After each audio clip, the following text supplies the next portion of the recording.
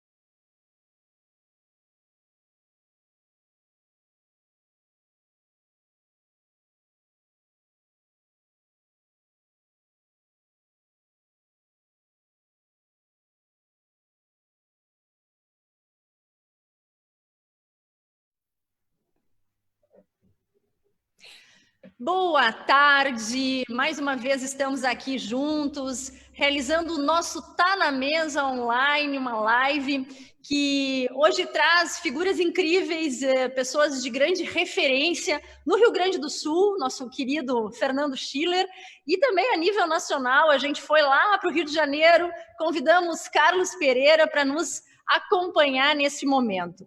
Eu encontrei o Fernando Schiller no início de março e nós estávamos falando justamente sobre a PEC emergencial, falando sobre o ano que seria muito promissor com relação a todas as reformas. Falávamos também sobre as questões políticas e, de repente, estamos nós inseridos nesta grande crise. Uma crise, né? Não se pode dizer que é uma crise política, mas que tem alguns atores também que estão sendo protagonistas nesse momento, mas uma crise econômica na qual todas as nossas empresas estão inseridas. Então, esse nosso Tá na Mesa de hoje vai proporcionar uma grande reflexão, especialmente nesse momento em que nós estamos nos encontrando, né, através de uma tela, e as redes sociais hoje, elas funcionam muito como uma forma, né, das pessoas se comunicarem, e a gente vê muito amor, ódio, uma rebeldia muito grande e um radicalismo. Radicalismo de esquerda, radicalismo de direita, e a gente percebe que as pessoas elas estão sedentas por opiniões que, de fato, sejam importantes para esse momento. Então, eu queria agradecer aos nossos patrocinadores do Tá na Mesa, o Badesul, o Banrisul, a Icatu Seguros, o Sergues, Rio Grande Seguros e Previdência, a SafeWeb, a Unimed Federação do Rio Grande do Sul e o Wilson Sons, Unidade Tecom Rio Grande. Também nós temos o apoio institucional da Colombo Estruturas para Eventos, a Dinamize, Eventize, o Grupo Ilex, Imob, Onda Web, a Procempa, Seletos e VH Áudios Visuais. E também a parceria da imprensa do Rio Grande do Sul, o Correio do Povo, o Jornal do Comércio, o Sul, Rádio Guaíba, Record TV Rio Grande do Sul, Rede Bandeirantes, Rede Pampa e o SBT.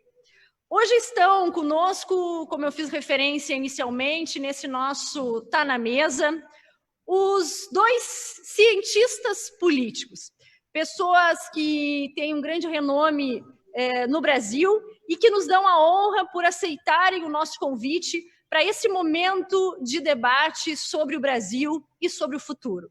Fernando Schiller e Carlos Pereira. Muito obrigado por vocês aceitarem esse nosso convite. E nós vamos iniciar, então, ouvindo o Fernando Schiller. Na sequência, nós vamos ouvir o Carlos e, de imediato, vamos fazer um debate. Porque eu entendo que esse é um momento muito rico em que a diversidade de opiniões também é importante para que nós possamos entender o cenário no qual estamos inseridos. Então, Fernando, seja muito bem-vindo e obrigado, né, por estar conosco, tu que és uma pessoa tão querida aqui no Rio Grande do Sul. Obrigado, Simone, obrigado pelo convite da Federação, uma entidade pela qual eu tenho grande apreço, e a ti também, Simone. Um grande prazer estar em companhia aqui do Carlos Pereira, da Fundação Getúlio Vargas do Rio de Janeiro. É uma referência na ciência política, com quem eu tenho aprendido muito, tenho oportunidade de dialogar sobre a vida brasileira, de uma maneira geral, né? Vamos lá, algumas caracterizações muito rápidas, inclusive de debates que a gente já vem fazendo, né? O Brasil vive uma situação de instabilidade política. Nesse sentido, o Brasil não é um país isolado no mundo. As democracias hoje são instáveis, não é? Elas têm um grau de estabilidade bastante acentuado. Nós temos esse novo fenômeno da internet, a Simone mesmo colocou aqui, quer dizer, a erupção de amores e ódios, polarização, tribalização, todas essas características novas que são, por um lado, positivas, na medida que são a expressão da opinião das pessoas, não é? Hoje, cada pessoa é potencialmente um meio de comunicação. Isso produziu uma enorme democratização. Os índices, eu estava vendo um relatório da Freedom House, certamente o Carlos conhece, sobre qualidade da democracia, disseram o item que mais, vamos dizer assim, pela avaliação da Freedom House, tá? Eu não estou aqui questionando se ela está correta ou não, mas o item participação política nos últimos anos foi um item que, digamos, mais cresceu na avaliação positiva da democracia. Há outros itens que declinaram, segundo a avaliação da Freedom House. Então, quer dizer, você tem uma explosão de participação política, e isso, obviamente, causa mais barulho, mais instabilidade, né? Mais radicalidade. Ainda, eu diria que a ciência política ainda não conseguiu aprender exatamente qual é a dimensão do impacto que isso tem sobre a democracia, né?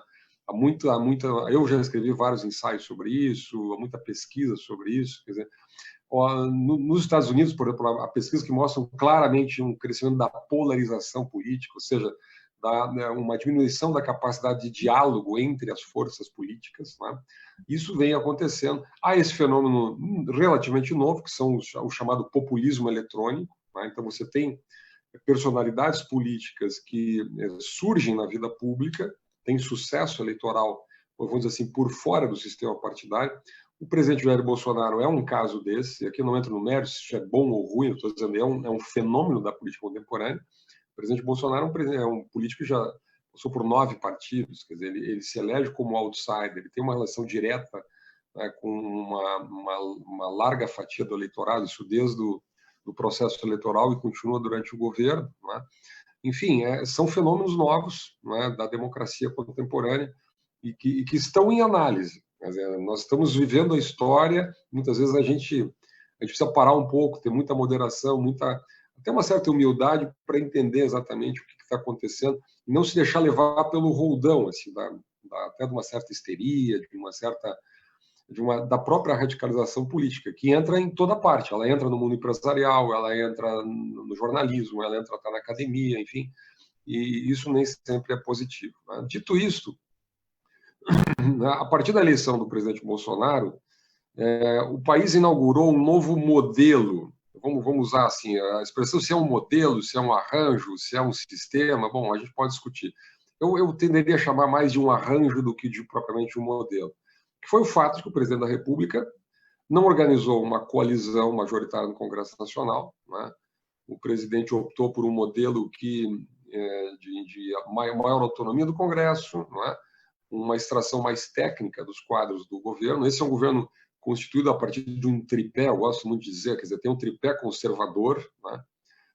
Damares Alves, o ministro Weintraub, muito da militância na internet, etc. Tem uma pauta chamada pauta conservadora.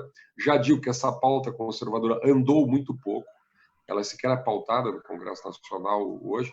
Eu me lembro, assim, há 1 ano e meio atrás, a gente discutia temas, por exemplo, a redução da maioridade penal, por exemplo, a flexibilização do Estatuto do Desarmamento, ou projetos como Escola Sem Partido.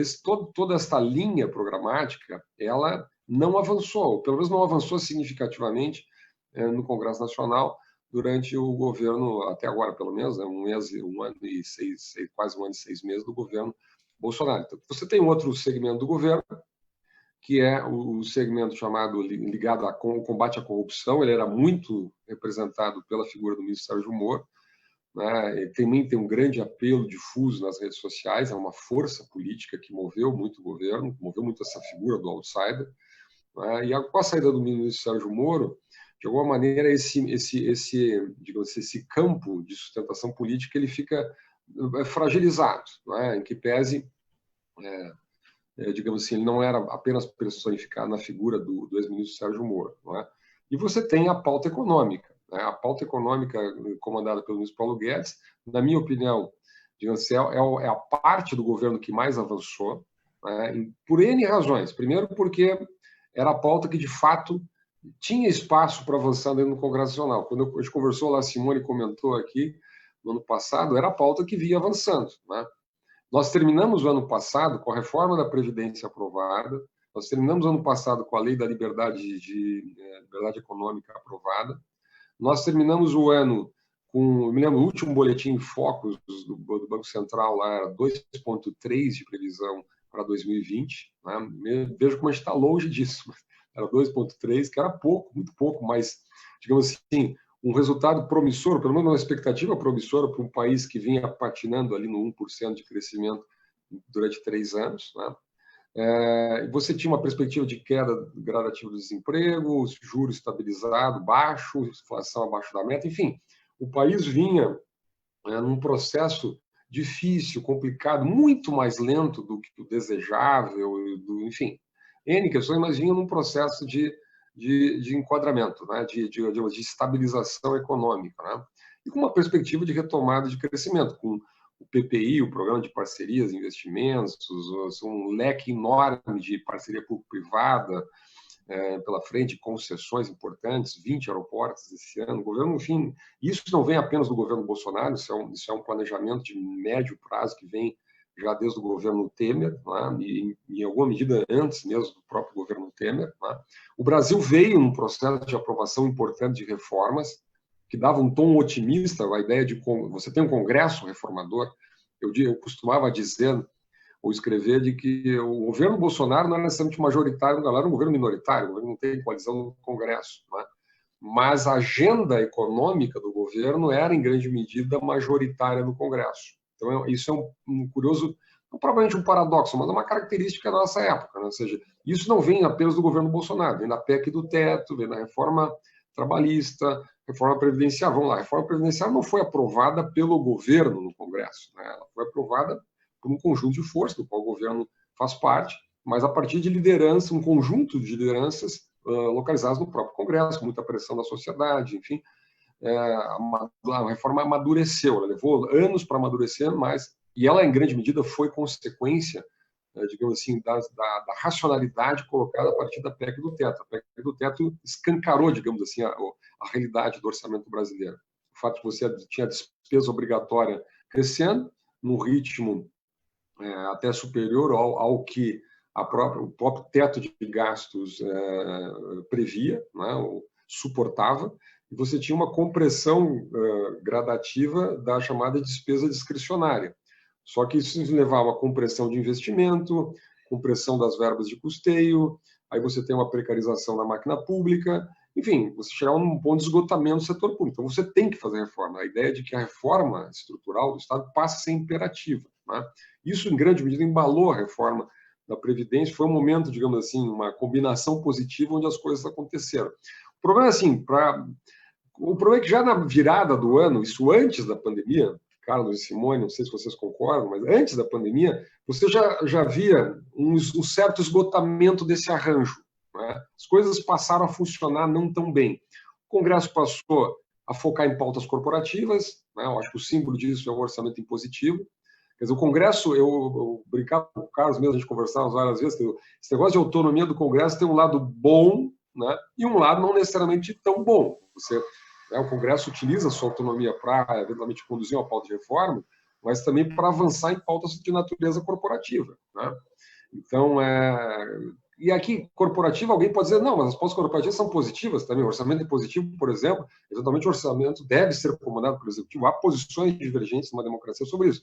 Eu estou dizendo, o Congresso passa a ter uma agenda, né, própria, e é legítimo que tenha como poder, e faz uso. Política não tem espaço vazio, né? Só que a partir daí você tem esse duplo fenômeno. Quer dizer, a pauta de reformas ela começa a ficar cada vez mais difícil. Você tem a perspectiva de um ano eleitoral, 2020, né? O governo não manda para o Congresso a reforma administrativa, porque não tem consenso. Por que o governo não manda a reforma administrativa?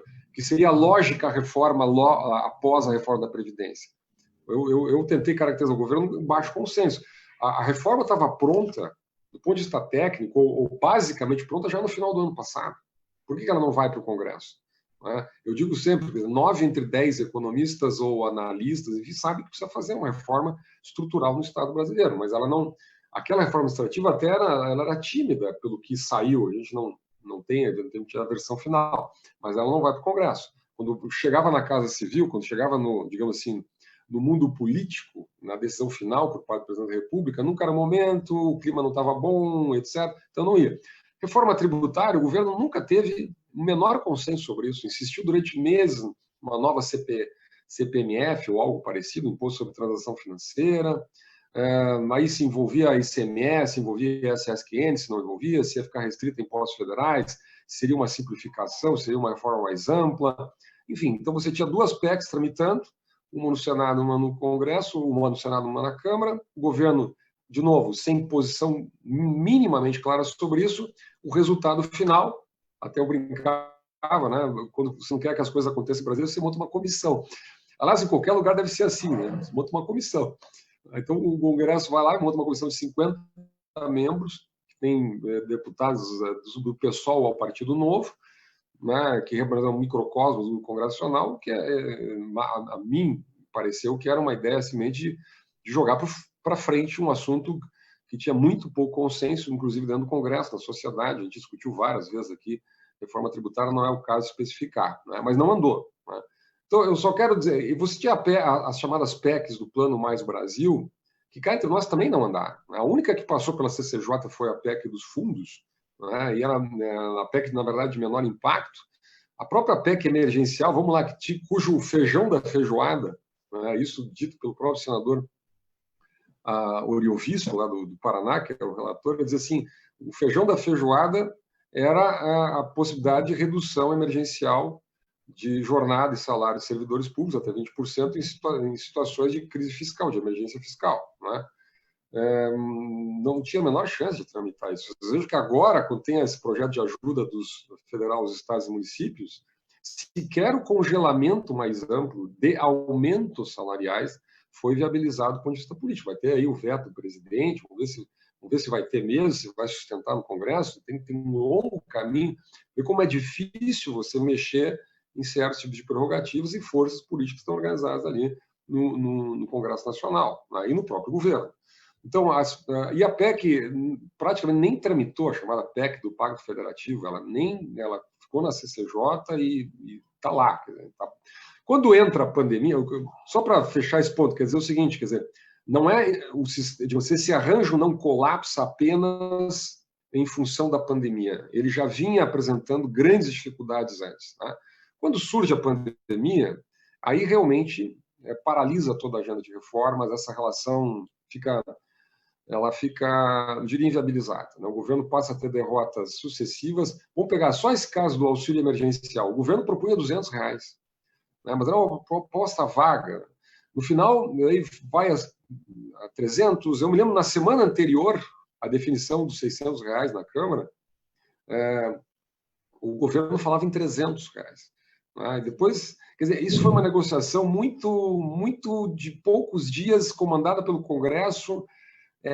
Quando a gente olha de fora isso, quer dizer, parece quase uma improvisação que o país fez para chegar a esse resultado, né, a toque de caixa. Em parte é justificável isso pelo fato de que você está falando de uma pandemia, mas mostra, digamos assim, primeiro, né, uma enorme, digamos assim, de novo, um protagonismo um pouco caótico do Congresso nessa relação com o governo, né? E a partir daí uma série de derrotas, né? A mais importante parece que foi aquela votação da Câmara da primeira versão do auxílio emergencial, né? Aliás, do auxílio dos estados e municípios, quando o Congresso aprovou por 430 votos a 70, né, uma espécie de auxílio total, quer dizer, toda a perda de ICMS dos estados, toda a perda de SSQN por parte das prefeituras seria compensada pela União, uma espécie de, eu diria quase que uma espécie de farra fiscal. Assim, não estou aqui fazendo uma adjetivação qualquer, dizendo assim, quer dizer, porque você tem toda a cobertura num ano eleitoral, quer dizer, era implausível, sem nenhuma contrapartida. O ministro Paulo Guedes realmente bateu com a mão na mesa, e aí o governo, de alguma maneira, volta a um nível de articulação. E aí você tem a segunda parte, eu vou encerrando essa minha parte, a primeira parte, o governo muda de estratégia. Quer dizer, o governo passa, acho que o governo aprendeu, acho que muita gente lá no Palácio pensou sobre isso, e o governo abre mão desse discurso purista, desse discurso, digamos assim, que embalou muito a campanha eleitoral, que nós não vamos fazer aliança, que nós não vamos procurar os partidos, que nós não vamos negociar muito pouco, e parte para um processo de negociação com os chamados partidos do Centrão, né? Partidos de médio porte dentro do Congresso, que compõem uma base, digamos assim, cujo grande líder na Câmara sempre foi, ou pelo menos nos últimos anos, foi o Rodrigo Maia, né? E a partir dali o governo ele retoma uma certa, digamos, certo ele ensaia a retomada de um certo protagonismo. Nós estamos no início desse processo. Ninguém sabe exatamente o tamanho dessa negociação, se isso é uma coalizão mais defensiva. O Carlos escreveu um artigo muito interessante, quer dizer, ele governa, provocativo, ele diz assim, olha, governo em modo de sobrevivência. Né? O governo monta uma base ali com 170 deputados, ele garante para um eventual processo, mas será que há a gente trocou algumas mensagens, eu disse, olha, há uma visão de comando da Câmara, da sucessão do Rodrigo Maia, que vai haver logo em seguida, quer dizer, aí tem um problema de agenda setting, ou seja, quem comanda a agenda da Câmara, em grande medida, comanda a agenda política do país, comanda a agenda de reforma, né? Inclusive comanda a eventual aceitação ou não de um pedido de impedimento do presidente. Então, há um poder concentrado, né, nisso. Quer dizer, eu acho que o governo mira no curto prazo, também mira a médio prazo, né? Não é uma operação simples. Os primeiros resultados já começam a aparecer. Essa reaproximação do presidente Rodrigo Maia com o governo já vem nesta direção, porque o presidente Rodrigo Maia também percebeu que a sua base ficou fragilizada, ou houve uma migração de partidos e deputados na direção do governo. Então, todo mundo tem que negociar, né? Quer dizer, é uma espécie de dilema do prisioneiro, quando uma solução, digamos, de cooperar e cooperar passa a ser interessante. E aí eu acho positivo, quer dizer, um governo que negocia a própria solução que se deu para o auxílio federal aos estados, com a contrapartida, com um limitador lá de 60 bilhões, enfim, uma negociação que não terminou ainda, mas ela se encaminhou de maneira adequada, né? Me pareceu adequada. O melhor momento disso foi naquela reunião dos governadores com o presidente da República, que foi, na verdade, uma ideia originalmente do senador Davi Alcolumbre, para celebrar este acordo e celebrar um novo momento da política de maior convergência, né? De uma certa estabilização até necessária para o enfrentamento da crise. O problema é que, logo em seguida, por essas coisas da vida brasileira, houve essa divulgação da reunião, do vídeo, das investigações, enfim, aí nós voltamos a um processo de esgarçamento, digamos assim, das relações políticas, né? Que serão, digamos, na minha opinião, vão assistir idas e vindas, né? De qualquer maneira, então eu já sou calejado em análise política, eu não me surpreendo pela oscilação da semana, né? Pelo preço das ações políticas do dia, enfim. Então você tem uma enorme radicalização política na sexta-feira, não necessariamente esse vai ser o quadro da quinta, da sexta. Hoje tivemos essa operação sobre fake news, que eu acho de novo, vai tensionar o sistema político. Então há muitos fatores, digamos assim, que afetam a estabilização política, prejudicam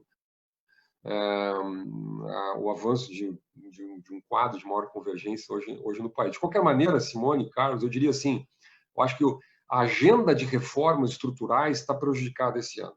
Isso eu não tenho dúvida nenhuma, que está prejudicada esse ano. Primeiro porque nós estamos na pandemia, depois nós vamos entrar num processo eleitoral. Então, e vai sobrar um espaço curto para o governo Bolsonaro no ano que vem de conduzir essa pauta, né? Então é necessário, é questão de vida ou morte, agora montar esta coalizão no Congresso Nacional, acho que o governo vai se dedicar a isso, né? E há muitos fatores aí, digamos, que estão fora do controle, digamos, né? Temos de clima político, de investigações que vão acontecer ao longo do ano e que vão determinar, digamos assim, uma maior ou menor probabilidade de sucesso de que essa agenda possa continuar no Congresso Nacional. De qualquer maneira, a mim parece que esse é um ano em grande medida de sobrevivência, digamos assim, de aumento do gasto público, é um ano difícil, é um ano que o país vai cair 5%, quer dizer, é uma travessia para que o país tenha uma possibilidade de retomada de um projeto mais consistente de reformas a partir do ano que vem. Obrigado, Fernando. É muito interessante te ouvir, eu gosto muito de te ouvir, justamente porque acaba sendo esclarecedor, né? A gente que acompanha, eu tenho comentado aqui ao longo dessas últimas semanas, quanto mais eu busco informações, menos eu sei a respeito dos assuntos. E nós somos muito influenciados, né? Eu particularmente, acabo sendo influenciada por muitas pessoas, né? E quando, à medida que tu foi falando assim sobre e fazendo esse passeio, né, sobre todas essas questões políticas, a gente foi enquadrando alguns pontos aí que vem acontecendo ao longo dos tempos. E eu já, a partir, né, de algumas referências aqui que recebemos, já tenho várias perguntas, enfim, alguns desafios aí para a gente poder fazer nesse segundo momento. Mas eu quero muito ouvir o Carlos Pereira. Já te agradeço, né, Carlos, essa oportunidade da gente estar junto, e acho que vai ser um complemento importante à fala do Fernando. Então, seja muito bem-vindo ao nosso Tá na Mesa.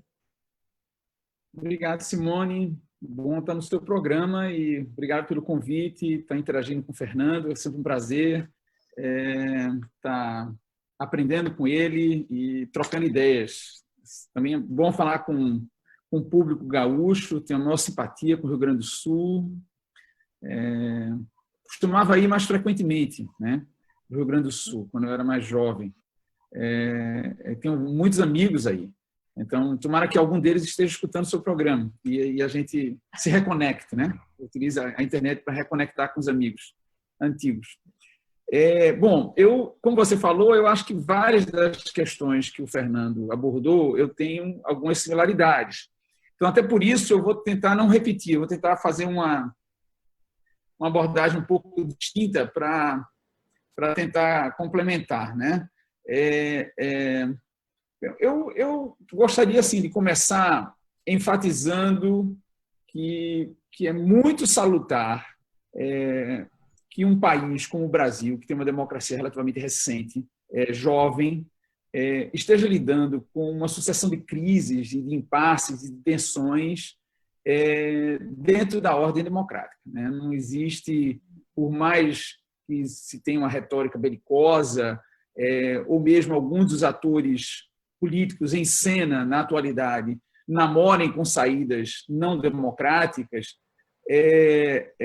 eu vejo tudo isso muito mais como um jogo retórico, de fricção de forças, do que concretamente riscos de virada de mesa. O jogo ele é previsível, ele é estável, e, consequentemente, a democracia brasileira ela corre riscos como qualquer outra, como qualquer outra democracia. Não é porque temos um governo que, em algum momento, no passado ou mesmo no presente, namore com saídas não liberais, não significa que ele vai ser bem-sucedido. O Brasil dispõe de um arcabouço muito sofisticado de instituições de controle, de instituições capazes de impor restrição a qualquer ator político que, porventura, desvie ou que, porventura, se comporte de forma não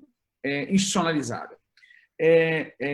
Bom, eu acho assim que, na realidade, o processo brasileiro, o processo político brasileiro já vinha, como o Fernando destacou, com algum grau de polarização, mesmo antes da eleição do presidente Bolsonaro, mesmo antes do processo eleitoral, desde 2013, com as grandes manifestações que ocorreram no Brasil, que tomaram o Brasil de norte a sul, o Brasil se polarizou por uma agenda diversa, mas o Brasil se polarizou. E especialmente a partir da eleição de 2018, esses dois blocos, né, um bloco que representava a política tradicional, capitaneado pelo PT, e construiu uma identidade muito grande com um eleitor específico, um eleitor de esquerda, desenvolvendo identidades de grupo e de proteção desse grupo, das pessoas pertencerem a esse grupo e ter identidades com eles e se reforçarem, se autorreforçarem. E, pela primeira vez na política brasileira, surgiu um bloco polar, né? Um bloco polar competitivo, viável do ponto de vista eleitoral. Esse bloco polar ele cresce no antagonismo ao bloco anterior. Então, esse antipetismo ele é o combustível, vamos dizer assim, também do bolsonarismo. E de certa forma, esse jogo polar, ele que vamos dizer assim, teve início com a eleição do presidente Bolsonaro, ele alcança um certo equilíbrio. O presidente, como o Fernando destacou, ele escolhe, Foi uma escolha do presidente governar na condição de minoria, a despeito de ter condições de montar uma coalizão majoritária, mas o presidente Bolsonaro fez uma associação muito forte, ainda durante a campanha, da noção de presidencialismo de coalizão à corrupção, ou seja, identificou o modelo petista de governar corrupto como o modus operandi de toda presidencialismo de coalizão. Na realidade, o presidencialismo de coalizão não é sinônimo de corrupção, mas o presidente Bolsonaro interpretou desta forma e, junto a esse eleitorado, fez promessas de que não iria implementar esse tipo de gerência, né, tipo de gerência do presidencialismo, preferindo governar na condição de minoria. Governar de forma minoritária não é simples em qualquer sistema político, mas no caso brasileiro é particularmente mais difícil porque nós não só temos um sistema multipartidário, mas o sistema é hiperfragmentado. Você tem um sistema que é multipartidário, tem muitos partidos, mas nós temos um excessivo número de partidos. E partidos pequenos, partidos que não são necessariamente ideológicos, que não têm uma pauta política muito bem definida, partidos políticos que são amorfos e de difícil identificabilidade dos eleitores.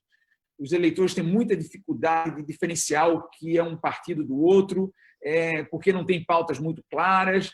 Então, esse emaranhado de partidos e o presidente escolher governar sem ter uma maioria forçou o presidente Bolsonaro, ou seja, amarrou as suas próprias mãos, forçou ele a desenvolver cada vez mais um tipo de governo que a literatura americana chama de going public, que talvez a melhor tradução para o português seria um presidencialismo plebiscitário, em que o presidente se conecta diretamente com os seus eleitores, especialmente o seu núcleo identitário mais forte, e a partir dessas conexões diretas, alimenta esses grupos com pautas cada vez mais polarizadas, e é por isso que o presidente Bolsonaro necessita como combustível a polarização, porque é nessa polarização que ele nutre esses setores da sociedade que precisam estar o tempo inteiro conectados com ele, para governar. Então, essa foi a estratégia para tentar sobreviver num ambiente relativamente inóspito e difícil, que era minoritário. O presidente ficou ainda mais minoritário quando decidiu sair do partido que o elegeu e consequentemente, as coisas ficaram mais difíceis. Como o Fernando destacou, um governo minoritário necessariamente não é sinônimo de governo incongruente com o Congresso. Então, a despeito dele ser minoritário, várias das pautas ou das matérias ou da agenda do governo eram congruentes com a maioria do Congresso, com a mediana do Congresso. A reforma da Previdência é um bom exemplo. Então, a despeito do governo não ter maioria, o governo conseguiu aprovar uma reforma dificílima, o que mostra que minoria necessariamente não impede governo. Dificulta, mas não impede governo. Bom, então esse jogo de presidencialismo plebiscitário, governo minoritário, polarizado, estava em relativo equilíbrio, até, eu acho, que a pandemia, o Fernando, inclusive, destacou que já percebia sinais de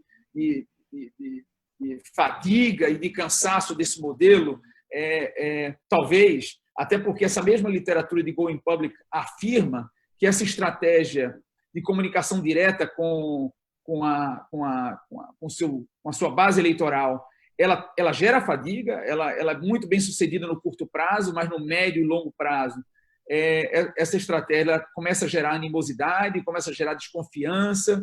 Os atores políticos, especialmente no legislativo, e outras instituições, organizações como o judiciário, começam a se sentir alijadas, negligenciadas, bypassadas por esse jogo, e ressentimentos, animosidades, níveis de tensão começam a surgir. Então, Fernando talvez tivesse com a razão ao dizer que ele já percebia certa fadiga ali ou acolá, mas, com certeza, a pandemia foi um choque exógeno de dimensões tectônicas, vamos dizer assim, que altera esse jogo. E altera esse jogo por quê?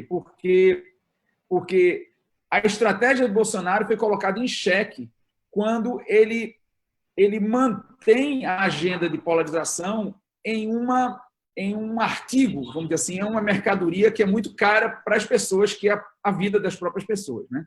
Então, assim, quando o presidente polarizava em aspectos relacionados à cultura, à educação, ao meio ambiente, às minorias, vamos dizer assim, principalmente esse conjunto não tão orgânico, vamos dizer assim, do eleitorado de Bolsonaro, os identitários, os ideológicos, mas essa franja muito mais pragmática, muito mais preocupadas com o resultado, muito mais preocupada com, como o Fernando descreveu, o equilíbrio macroeconômico, a agenda de reforma. Essa franja, quando ela se sente ameaçada com a estratégia polarizada de Bolsonaro de minimizar a pandemia ou os riscos de contaminação, ou mesmo se opor à estratégia sugerida pela Organização Mundial de Saúde de isolamento social, as coisas começaram a degringolar. Não só do ponto de vista político, mas também do ponto de vista social, né? Porque eu acabei de fazer uma pesquisa, estou agora no segundo momento com questionários, inclusive convido até os seus ouvintes a responderem os questionários do segundo round da nossa pesquisa, está disponível nas mídias sociais e eu posso até compartilhar depois, em que observamos que no primeiro round, que um dos aspectos mais importantes é que a grande maioria dos brasileiros são a favor do isolamento social, contrários à indicação do presidente Bolsonaro. Eles avaliam mal o presidente Bolsonaro e avaliam bem os governadores, mas um detalhe fundamental é que, quando os respondentes eles têm proximidade ou conhecem alguém que foi contaminado pelo coronavírus, que desenvolveu a doença com vários graus de gravidade, ou mesmo que levou até a morte, o apoio ao isolamento aumenta nesse extrato, exponencialmente. A rejeição ao presidente Bolsonaro também aumenta, e o apoio aos governadores também aumenta, e não só isso, os potenciais prejuízos econômicos que as pessoas possam vir a ser vítima em função da política de isolamento social são minorados, ou seja, quanto mais próximos da morte, que eu chamo medo da morte no artigo, quanto mais próximos do medo da morte, menos relevantes são os custos econômicos decorrentes das medidas de isolamento social. Então, ou seja, quando o presidente Bolsonaro vai na direção contrária a essa preferência dominante na sociedade, aí ocorre um racha dentro da própria base bolsonarista. Ou seja, são justamente os eleitores de direita, que se autodefinem de direita. No questionário que eu peço para os eleitores se autodefinirem numa escala de esquerda, direita, passando pelo centro. Então, os eleitores que se autodefinem de direita e de centro-direita são os que mais mudaram de opinião, são os que mais migraram. Então, aquele padrão polarizado que identificávamos desde as eleições, ou mesmo antes das eleições de 2018, implodiu. A polarização no Brasil diminuiu. Então, ao contrário do que as pessoas estão dizendo, a polarização política diminuiu, porque esse extrato, a esquerda continuou no seu polo, a esquerda, a centro-esquerda, o centro continuou no seu polo, mas um contingente considerável, quase 50% dos eleitores que se autodefinem de direita e de centro-direita, migraram. Então, esse é um fenômeno novo. Aliado a esse choque exógeno de proporções tectônicas, como eu falei anteriormente, também tem um choque endógeno muito grande no governo, que ajudou ainda mais a fragilizar essa base social, que foi a saída do ex-ministro Sérgio Moro do governo. O Sérgio Moro, como o Fernando destacou, representava talvez a garantia, seria a reserva moral do governo no combate à corrupção, no combate ao crime organizado, e as crescentes suspeitas de envolvimento da família do presidente com com negociações escusas e rachadinhas, potenciais vinculações com milícia, a saída de Sérgio Moro gerou mais essa quebra com essa base social importante. E aí eu acho que, diante desses dois choques, o governo decidiu fazer política, finalmente. Houve algum aprendizado. O governo decidiu fazer política de forma tradicional, como o Fernando destacou, talvez não num modo capaz de gerar governabilidade. Por favor, Simone, me interrompa se eu estiver falando demais. Só vou concluir aqui o meu pensamento, mas assim, talvez não num modo suficiente que gere capacidade de governo, capacidade de implementar agendas ambiciosas de reforma constitucional e tudo mais, mas de um modo capaz de, pelo menos, obstaculizar iniciativas que o governo interprete como não bem-vindas, como, por exemplo, iniciativas de impeachment do seu governo. Então, o governo tem sido capaz de criar uma minoria, uma maior minoria, vou dizer, uma minoria capaz de servir de veto a essas iniciativas. Mas, assim, como o presidente criou muitas animosidades, perdeu base social e não dispõe de uma maioria estável de governo ainda, e tem algumas variáveis que não estão sob o controle do governo, como, por exemplo, os impactos da própria pandemia no longo prazo para o governo, número de mortes. Vai ser muito difícil que o presidente transfira a responsabilidade para outro poder pelo número de mortes, até porque o presidente tem se lançado até fisicamente, desafiando a própria morte, desafiando o contágio. Então, a figura dele ficou muito próxima do menosprezo à pandemia. Logo, se a pandemia tiver uma escalada de um número de mortes muito maior do que, inclusive, já temos hoje, talvez os impactos políticos negativos para o governo Bolsonaro sejam mais altos. Por outro lado, tem uma crise econômica que se aproxima em função de toda essa estratégia, que também vai ter impactos importantes sobre a capacidade do governo de governar e de implementar, e até de sobreviver.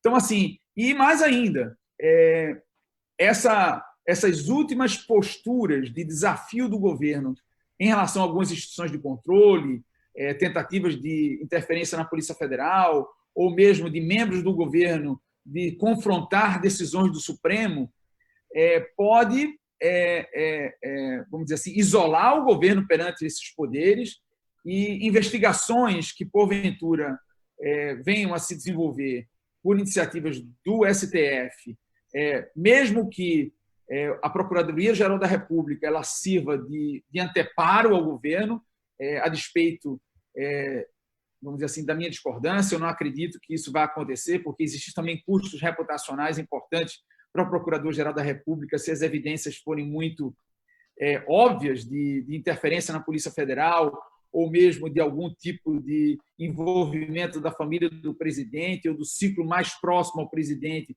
com fake news e tudo mais. Quer dizer, o governo pode se vulnerabilizar mais ainda. Então, eu não descarto a possibilidade do presidente ter que amargar, vamos dizer assim, o Brasil ter que amargar ou ter que enfrentar um processo de impeachment mais uma vez, dado que essa carta não está fora do baralho. Eu acho que faz parte do jogo, mas, de novo, só para concluir a minha primeira rodada de intervenção, eu acho que a característica mais interessante de tudo isso é que todos esses conflitos que a gente está discutindo aqui estão sendo traçados e lidados na mais perfeita ordem democrática, os procedimentos estão sendo seguidos, as rotinas estão sendo seguidas, e o que define, em última instância, a legitimidade da democracia é o procedimento, é a norma, é a rotina do jogo. E se essa rotina, se esses procedimentos estão sendo seguidos, por mais que a minha preferência não esteja sendo realizada, o jogo é democrático. Então, eu pararia por aí. Ok? Obrigado, Carlos. Interessante essa conclusão, né? Falando sobre democracia, porque isso é algo que nos deixa preocupado, porque a gente vive num país democrático e entendemos que nada pode abalar essa estrutura. Mas eu queria... a gente preza muito, né, pela questão da estabilidade, da confiança, do desenvolvimento econômico, mas o primeiro ponto que eu queria trazer para que a gente possa refletir justamente porque nós estamos, né, os nossos espectadores, enfim, são lideranças empresariais de todo o estado do Rio Grande do Sul, e nós temos diversos grupos de WhatsApp, e o que mais se discutiu, né, durante a pandemia, fora a questão, né, saúde versus economia, foi a saída do ex-ministro Sérgio Moro do governo. Naquela sexta-feira, nós tivemos todo um apoio, né, de imediato ao ex-ministro, então, Sérgio Moro. Na sequência, já houveram algumas rupturas e pessoas que mudaram de opinião ao longo do processo. O presidente deixou de ser o vilão. E aí veio, né, nós todos tivemos a oportunidade agora, a gente está até aguardando novos episódios, né, e está todo mundo pedindo, porque foi um final de semana aí muito interessante, assistindo a reunião ministerial em capítulos. E a partir desta reunião ministerial, mudou a opinião pública, ao menos, e eu me refiro aos nossos grupos, as pessoas que estão mais próximas de nós. Mudou a questão da opinião pública com relação ao presidente Bolsonaro. Ele saiu de vilão para mocinho. Queria ouvir um pouquinho a opinião de vocês sobre isso, porque eu acho que esse é um aspecto importante para nós entendermos a continuidade deste governo Bolsonaro.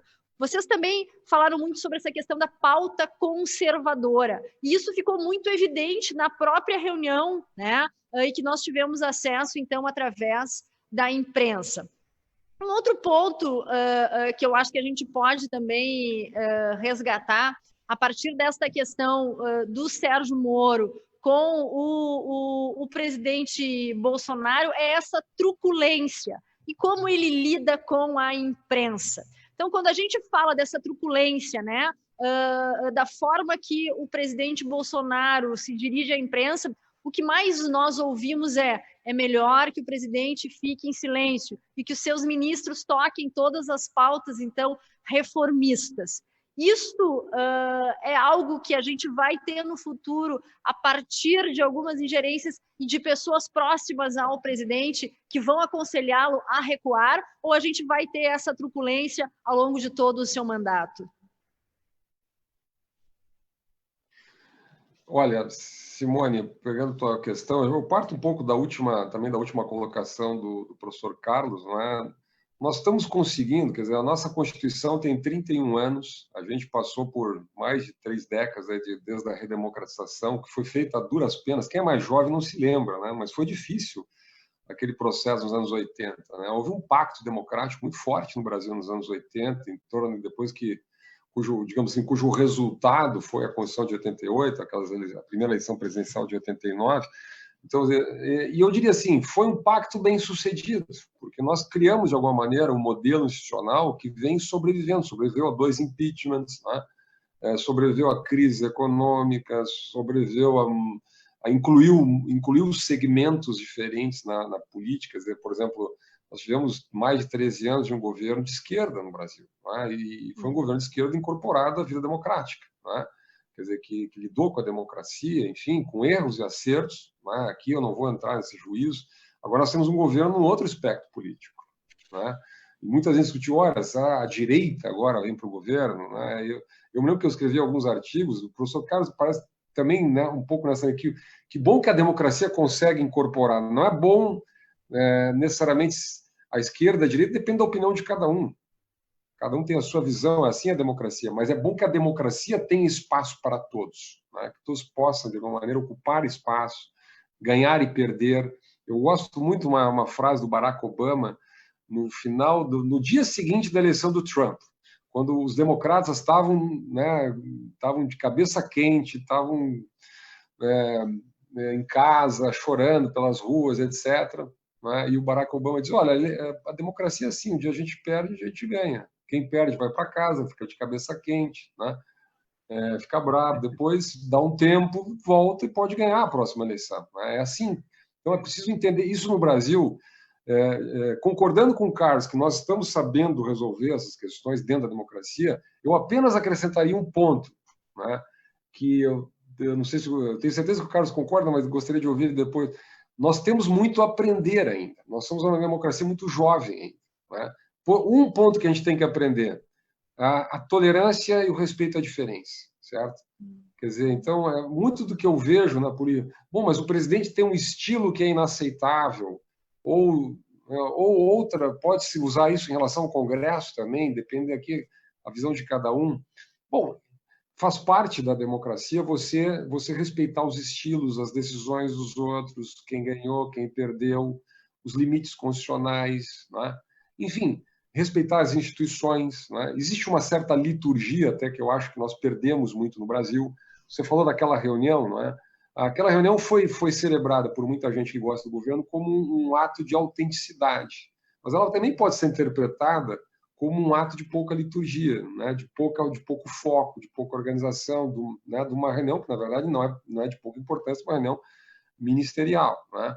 Tudo isso faz parte, digamos assim, de um aprendizado e de um juízo. Eu tento ser muito reflexivo sobre isso, né? Eu tento ser muito pouco dogmático, no sentido de assumir esta ou aquela posição, mas acho que é preciso uma compreensão mais aberta disso. Por exemplo, sobre os limites dos poderes. Nós estamos vivendo no Brasil, nos últimos anos, eu diria, um processo de judicialização da política, né? Alguns concordam, alguns acham que é positivo isso, né? Por exemplo, o ativismo judicial, o ativismo do Supremo.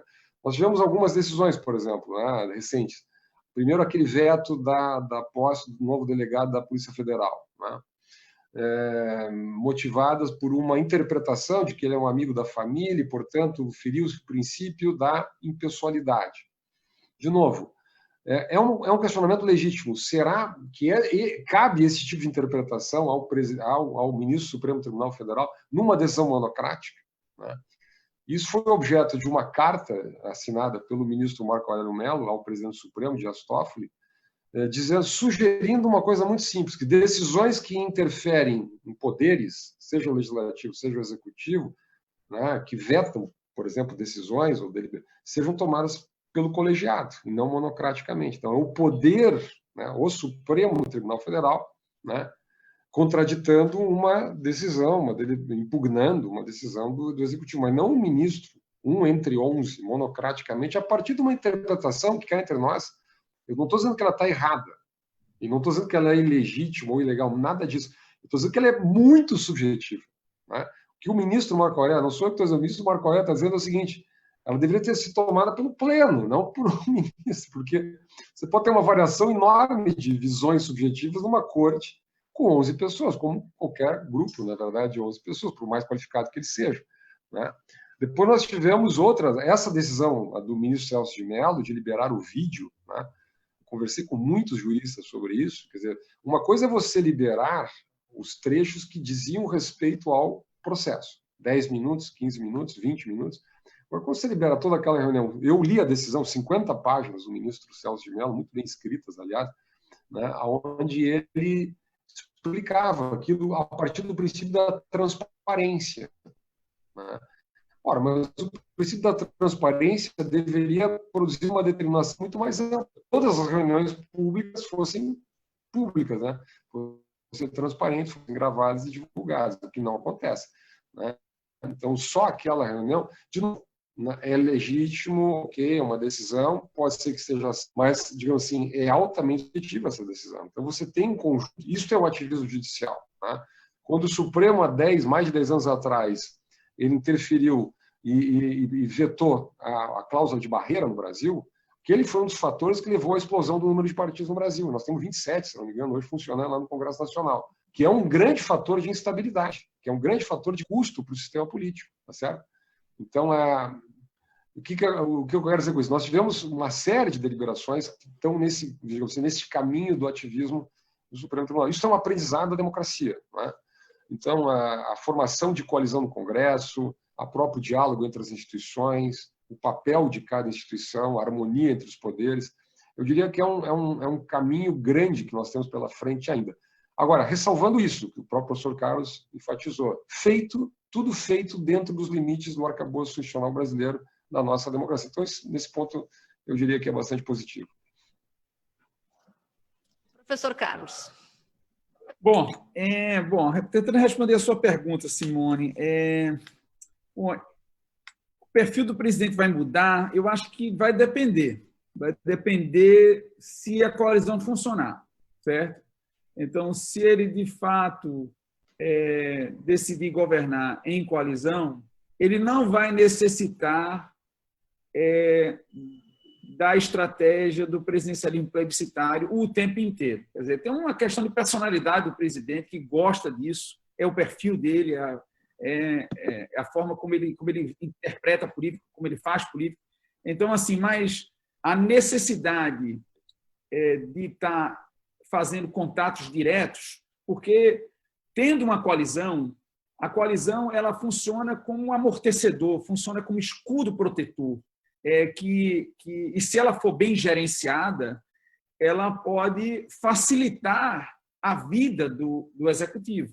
Então, se ele, de fato, levar a sério a montagem dessa coalizão, não apenas com um perfil de sobrevivência, mas com um perfil que seja capaz de dotar o governo com capacidade de governabilidade, eu acho que esse perfil belicoso, polarizado, tende a arrefecer.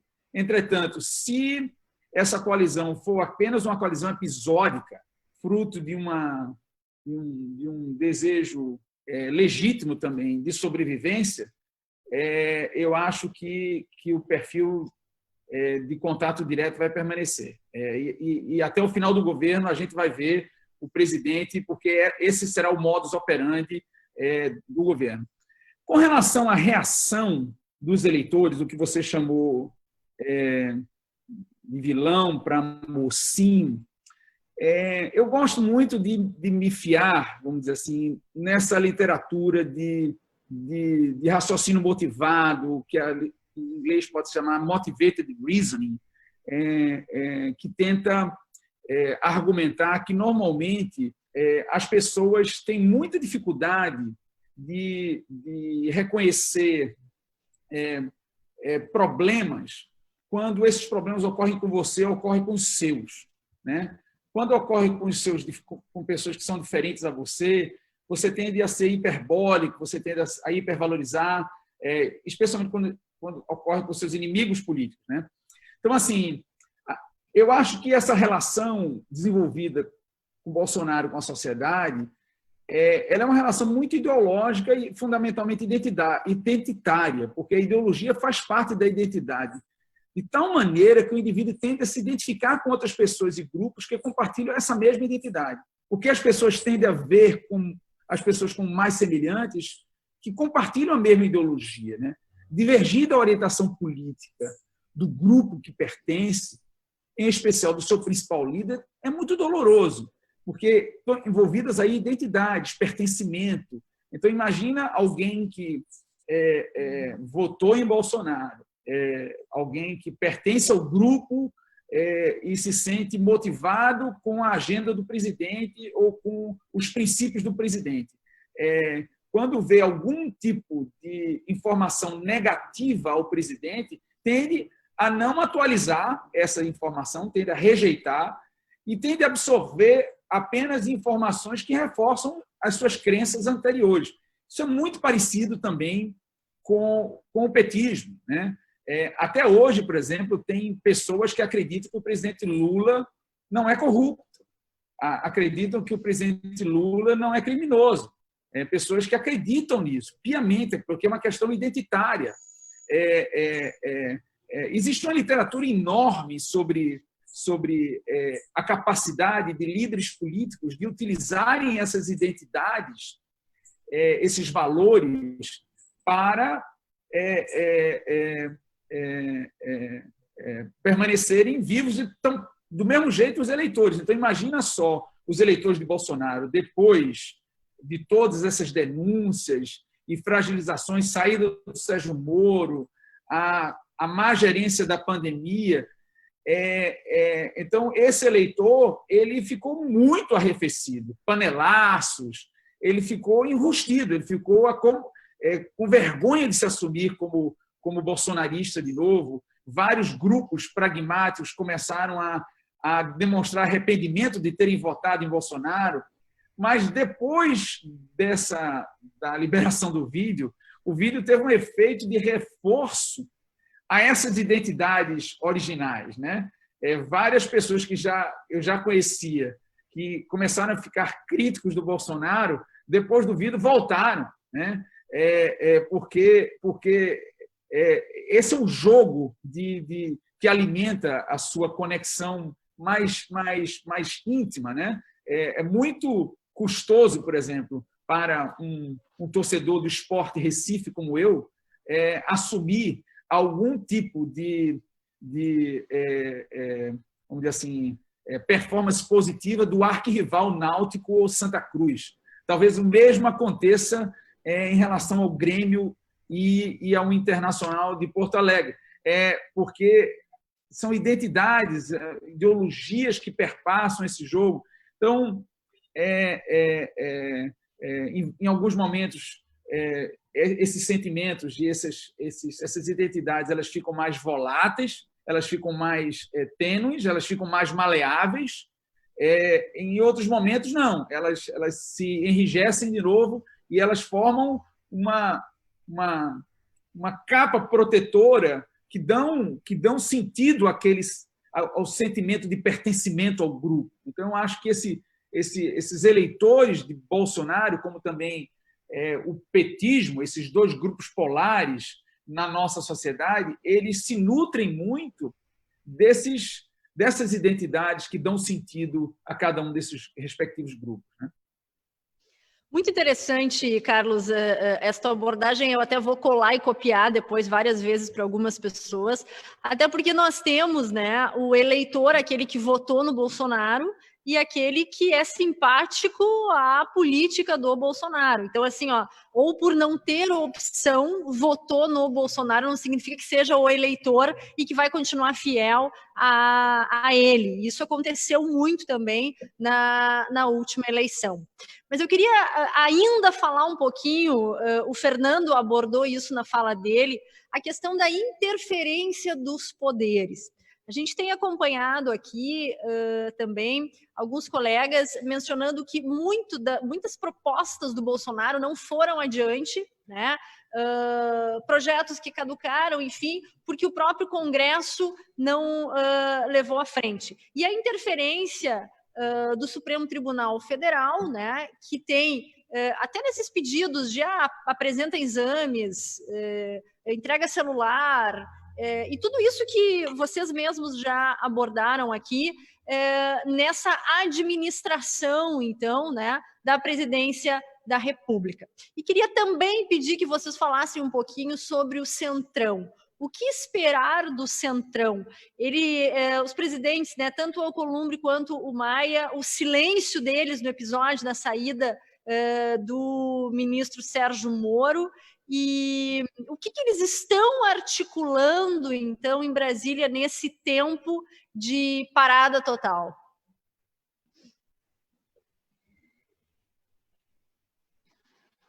Olha, Simone, muito rápido também, na linha do que o Carlos falou, aí, assim, primeiro,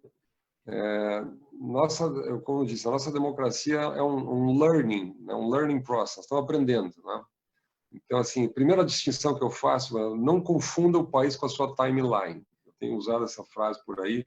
Na rede social, nós estamos numa bagunça, no caos. Quem liga a rede social fica 24, faz uma experiência aí. Aliás, não faça, vou dizer, mas vamos lá. Você ficar o dia inteiro conectado no Twitter e no Facebook, não sei o quê, você acha que o país está numa crise terminal. Você acha que o país está na beira do precipício, porque as pessoas estão odiando, enfim, é o caos, a bolha digital. Tem um instituto, o Hidden Tribes, instituto americano, ele fez uma pesquisa sobre isso, não sei se o Carlos conhece, mostrando que a bolha digital ela é vamos lá, 4 vezes, estou resumindo aqui um pouco, mas 4 vezes mais radicalizada do que a base da sociedade, né? Achei muito interessante isso que o Carlos disse, quer dizer, a sociedade, a grande sociedade, não necessariamente está mais polarizada, né? Quer dizer, porque quem está militando, o ativista da rede social, ele tende a ser várias vezes mais radicalizado, seja para a direita, seja para a esquerda, não importa, engajado, mobilizado, do que a base da sociedade. É meio óbvio isso, né? Mas eles medem isso lá, né? Eles medem isso lá na relação dos membros do partido. Então, eles pegam, por exemplo, pessoas que simpatizam com o Partido Democrata. Eles verificam as posições dentro do Partido Democrata, as posições mais radicais dentro do Partido Democrata, elas estão 4 vezes mais representadas entre aqueles que são ativistas digitais do que em relação aos simpatizantes na sociedade do Partido Democrata, né? Então, é um indicador nessa direção. Dito isso, né, eu digo assim, existe um processo institucional no país que vai correr. Obviamente que esse ano é um ano ruim. É ruim para os empresários que estão nos ouvindo, é ruim para os profissionais, né, é ruim para as instituições. Eu imagino, a Simone comanda uma instituição como a Federação, deve estar difícil também para as instituições, para os programas das instituições, para quem patrocina as instituições, enfim, para a mídia está muito difícil, né? E é um ano difícil, ou seja, ninguém gosta de distribuir prejuízos, ninguém gosta de distribuir custo, não é?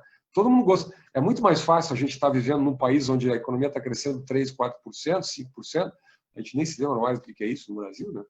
Do que um país onde está caindo 5% e nós temos que distribuir esse custo, não é? Por exemplo, hoje a grande questão brasileira, o setor privado está perdendo, o setor privado está demitindo, os contratos estão sendo suspensos, os restaurantes não estão com faturamento. Qual é a contribuição que o setor público está dando, objetiva, né? No fundo, esse é o apelo do ministro Paulo Guedes naquela reunião lá, meio estranha no Supremo, que o presidente atravessa a praça, vai lá com os empresários e diz assim, olha, é preciso distribuir os custos nesse processo todo, né? Enfim, dito isso, eu quero dizer o seguinte, eu acho que nós temos muito a aprender. Por exemplo, eu escuto muito falar hoje em crime de responsabilidade, né? A Simone falou em pedir celular, em pedir exame, mas tem coisas até mais graves, né?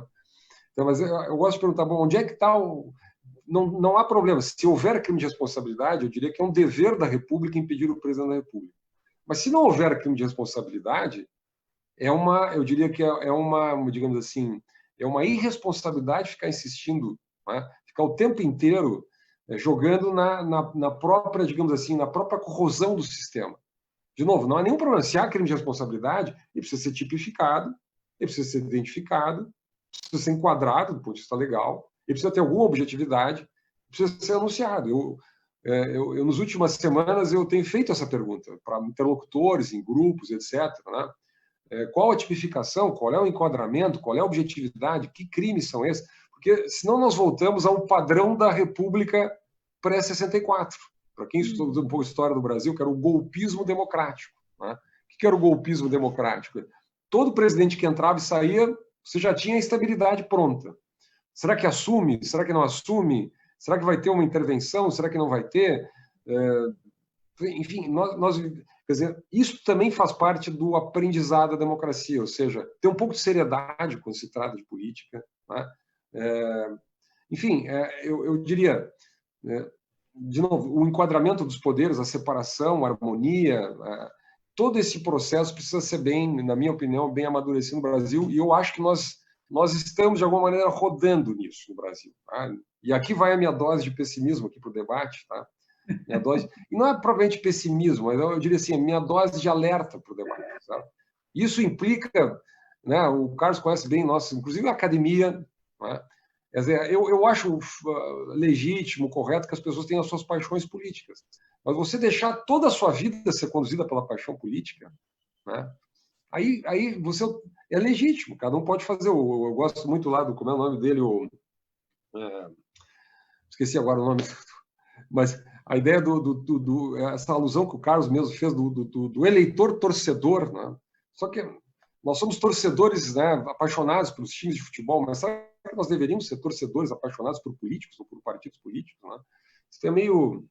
Isso é meio uma característica da democracia contemporânea, mas ela é uma fonte de instabilidade, ela é uma fonte de muita irresponsabilidade, ela é uma fonte digamos assim, de circunstâncias que acabam prejudicando, né, que o foco da política seja naquilo que de fato interessa às pessoas. Eu imagino os empresários, produtores ou profissionais que nos assistem, né?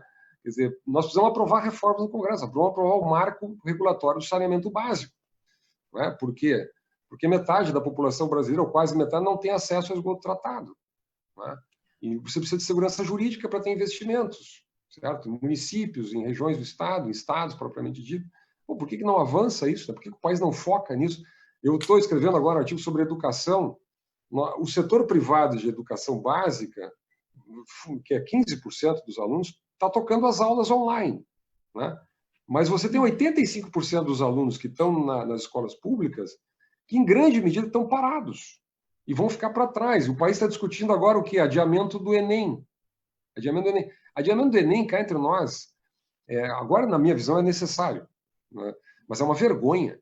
É uma vergonha que o setor público não consiga oferecer um tablet e uma conexão de internet. Até a nossa Assembleia Legislativa aí do Estado fez uma iniciativa que me pareceu interessante, que é garantir o acesso à internet para as crianças. Mas isso deveria ser uma política pública, uma política do país, né? Do Ministério da Educação, com os governos estaduais. Quer dizer, nem o aluno pode ficar uma semana, 2 sem aula, mas na terceira semana tem que voltar à aula online. E o Estado tem que garantir isso. O que me impressiona, Carlos e Simone, é que ninguém discute isso. As coisas que realmente importam para o país, tem milhões de crianças hoje que estão fora da escola e que possivelmente vão perder o ano. Vão perder o ano enquanto a gente está discutindo o detalhe do vídeo, o detalhe do celular. Nós estamos vendo a briga política, quem é que a Polícia Federal entrou lá para ver o celular, para ver se tinha fake news. Sim, nós estamos... em parte, a democracia é feita disto, né? Mas eu diria assim, o Brasil precisa retomar as questões importantes. O Brasil precisa retomar a pauta de reformas. Né? Eu tenho dito isso, algumas pessoas dizem assim, não, é impossível num ano de pandemia, no ano eleitoral, pensar em qualquer reforma. Eu diria, no momento de crise, que o país vai cair 5%, é exatamente nesse momento que a sociedade tem que pressionar o sistema político para conduzir reformas, para ver como é que nós vamos sair disso lá na frente. Quem é que vai pagar uma conta de 700 bilhões de déficit primário? Era para ser, multiplicou por 6, 7 vezes o déficit previsto. Essa conta vai ficar no país, ela vai ser paga nos próximos anos. Isso vai prejudicar, vai segurar, vai ser uma bola de chumbo prendendo o nosso crescimento econômico. Né? Então, eu diria assim, e nesse sentido, na linha um pouco, o Carlos falou, o presidente como fator de instabilidade é ruim. Né? Nós entrevistamos esses dias lá no livro o ex-presidente Temer, né? E ele disse, olha, se eu pudesse, aquele jeito do Temer, né? Se eu pudesse dar um conselho para o presidente Bolsonaro, eu diria assim para ele, não vai todo dia ali naquela cerca e faz aquelas declarações, faz aquele bate-pronto ali, né? Ninguém vai, vamos ser realistas, o presidente Bolsonaro não vai mudar, ele não será outro presidente. Ele foi eleito desse jeito, os políticos em geral, eles estão muito autoconfiantes, né? O político não gosta muito de conselho de acadêmico, porque ele diz assim, ó, eu que me elegi, né? Não foi você. Então, eu me elegi, eu sei como faz, eu acredito no meu jeito, né? Então, o político tem esse elemento carismático, intuitivo, todo político tem, né? Com alguns são mais cerebrais, é verdade, mas o presidente Bolsonaro não é propriamente desse perfil. Então, ele não vai ser o presidente Temer, não será o presidente Fernando Henrique, não terá a liturgia, o cuidado, etc. Agora, algumas correções eu acho que precisam ser feitas. Né? Ou seja, buscar um padrão de... E eu acho que o presidente Bolsonaro tem tentado fazer algumas coisas. Hoje parece que ele foi lá, visitou o ministro Dias Toffoli, né? Ele tem feito uma reaproximação com o Rodrigo Maia. A própria ida na direção do Centrão, eu diria o seguinte, tem um grande problema nisso? Não vejo. Acho que compor um governo de coalizão, buscar os partidos, né, dentro de critérios aceitáveis, né, republicanos, acho positivo para o país. Eu acho negativo para o país que tem que negociar com 20 partidos. Acho que o Brasil deveria discutir seriamente, e também não está, o fato de que nós temos um sistema político pulverizado, os sistemas mais pulverizados do mundo, e é um problema de governabilidade do sistema político. Tá certo? Mas vamos lá, é a realidade que nós temos, como diz na colônia alemã, aí, no nosso querido Estado, é o que a casa oferece. Né? Então, essa reprodução. E vamos lá, foi o Centrão que aprovou a PEC do teto, foi o Centrão que aprovou a reforma trabalhista, foi o Centrão que aprovou a reforma da Previdência, e vai ter que ser o Centrão, né, com aquela coalizão majoritária no Congresso, que vai aprovar a pauta de reformas que tem pela frente aí. Bom, eu não sei. Bom, eu não sei. Eu acho que esse fenômeno de interferência política de outros poderes, eu não vejo como tão problemático, não, sabe? Eu acho que essa divisão de separação formal entre poderes, ela vem se diluindo muito desde a Segunda Guerra Mundial. Na realidade, tem vários estudos que mostram que os executivos, por exemplo, se transformaram em muito poderosos, né? Os executivos costumavam ter menos poderes do que têm atualmente, né? O presidente brasileiro, ele tem muitos poderes, né? Ele tem poderes constitucionais e não constitucionais. Ele tem poderes orçamentários, poderes de agenda. Vale salientar que todos esses poderes não foram fruto de usurpação, né? Como em outras democracias liberais, como na Venezuela, na Turquia.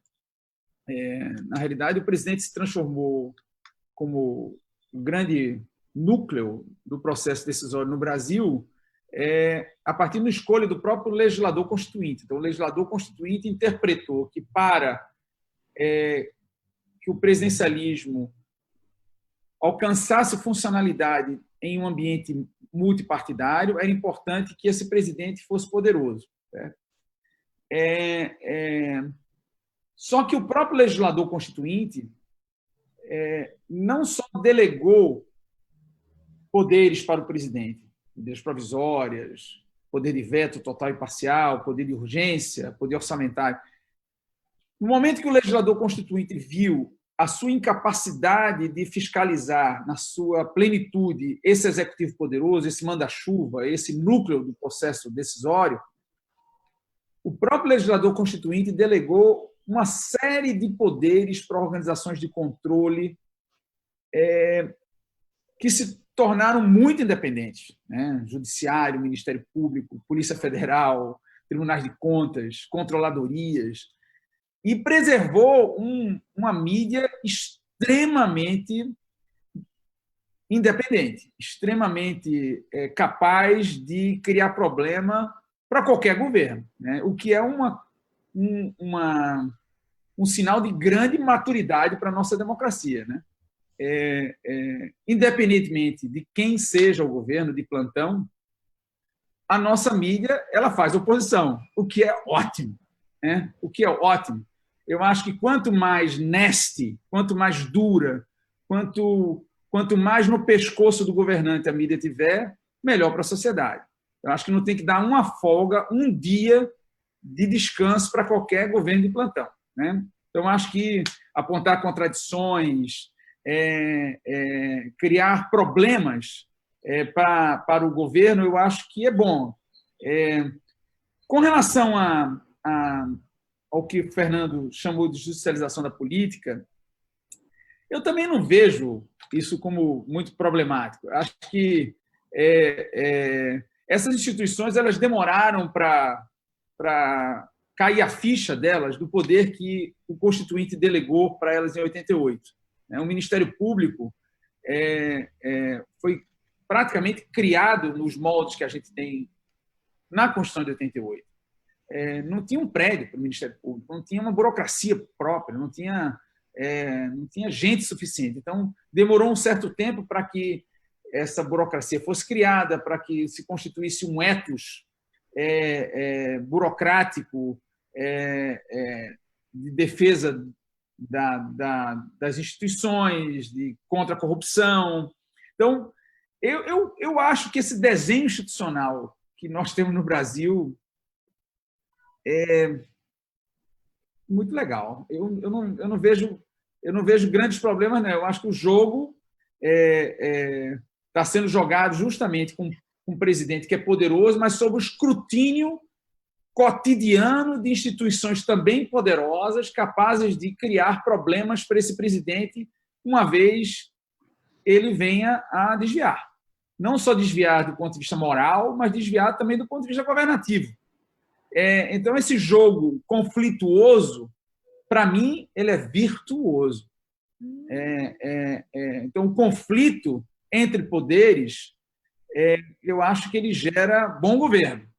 Ele gera accountability, ele gera responsabilização. E, assim, nesse jogo, excessos vão ser cometidos, óbvio. Poderes vão cruzar o sinal, possivelmente. Mas eu acho que esse próprio jogo dinâmico se reequilibra, né? O Fernando deu exemplos de que o presidente agora começa a buscar o presidente da Câmara, foi visitar o presidente do Supremo.